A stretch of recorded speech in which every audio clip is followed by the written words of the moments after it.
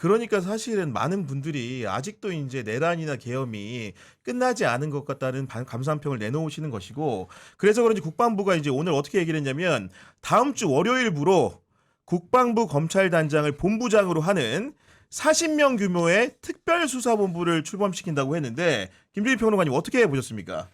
아니 뭐 당연히 수사를 해야죠. 그러니까 지금 뭐 내란과 관련해서 완벽하게 지금 청산이 안 된 상황이고 뭐 이제 부분적으로야 이제 뭐 지금 뭐 재판을 받고 있는 사람들도 있지만은 지금 더 수사를 박차에 가야 되지 않나 뭐 개인적으로 그렇게 생각합니다. 네. 이 분야는 되게 중요한 분야입니다. 왜냐하면은 특검이 일요일 날 14일 날 내란 특검이 끝나요. 그럼 그 수사 기록이 군 쪽으로 넘어가는데 내란죄 외환죄는 어디가 수사하게 돼 있는가 하면은 방첩사에서 수사해요. 아 그래요? 일반 범죄는 그 조사본부에서 하는데 왜냐하면 방첩사 기능이 원래 간첩 잡는 기능이 있어요. 아, 그래서 거기서 외환죄 내란죄는 하는데 이것은 도둑놈 보고 도둑놈 그 수사하라는 거잖아요. 그렇죠. 그래서 제가 계속 문제점을 제기했었어요. 그런데 다행히 안규백 장관이 제대로 감을 잡고 특별수사팀을 꾸리겠다고 했으니까 아주 잘한 겁니다. 아, 네. 이것도 보니까 역시 네. 김병주 의원이 명을 받들어서 네. 아니 명을 받은 게 아니라 계속 문제 제기를 한 하니까 겁니다. 네. 제가 보더라도 방첩사에 이렇게 그 문제 내란 외환 수사를 맡긴다는 것은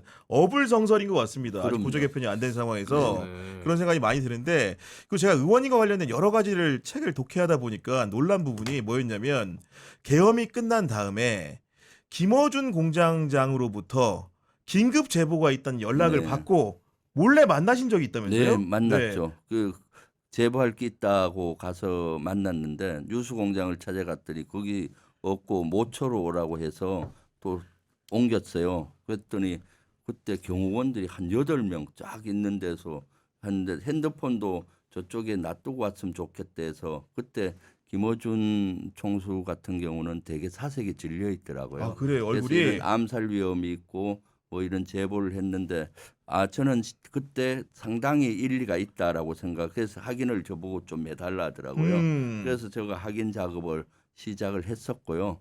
그리고 또 그 있다가 얼마 있다 김어준 총수가 과방위에 나와서 쫙 얘기를 본인 하고 말씀하셨죠. 네. 그 질문에 대한 답변은 안 하고 자세한 거는 김병주한테 물어보세요.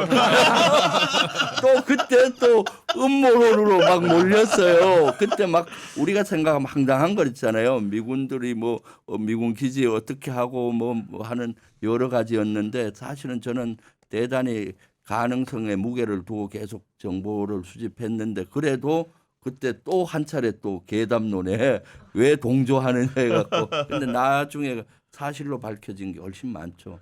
야, 네. 당시에 이런 암살조까지 구성을 하려고 했다라는 것은 네. 내란이라는 것이 한 번으로 회칙에 끝나지 않고 두 번, 세 번 할 수도 있지 않았을까라는 생각이 좀 들게 되거든요. 아, 그럼요. HID 요원들이나 저런 조들은 직속 상관 한 사람한테만 명령을 받고 그 암살하겠다, 한동훈 암살하겠다 또는 이재명 또는 누굴 암살하겠다고 임무를 받으면은 죽을 때까지 그 임무를 수행해야 끝이 나요. 그러니까 이거는 진짜 엄청난 그런 거였죠. 비상계엄 해제가 됐으니 망정이지. 그러니까요. 나중에 HID나 또는 OB들이 그 명령을 나중에 다시 정정 명령이 안 내려와서 계속 대기하는 사건까지 있었거든요.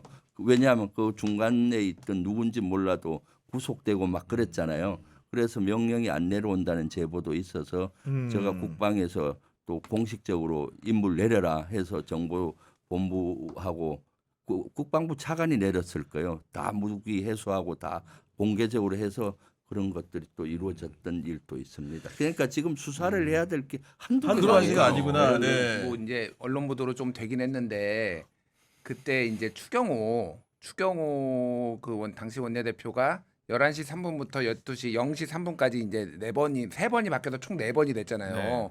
그러면서 그때 0시 1분에 12월 4일 0시 1분에 우원식 국회의장이 표결하니까 다 모이라라고 하니까 시간 더 달라고 했고 네. 0시 3분에 무슨 일이 있었냐면은 한동훈 대표한테 내 방으로 와라. 우리 상의 좀 하자 이렇게 한 거예요. 그런데 한동훈이 아니 국회 본회의장으로 와라. 거기서 무슨 하면 되지. 얘기냐. 그렇게 된 거예요. 근데 그때 무슨 일이 있었냐면은 30분 뒤에 특전사들이 그 김민기 국회 사무총장이 이제 목격을 하는데 그 방을 이렇게 세고 있었다라는 거예요. 그러면서 맞아요.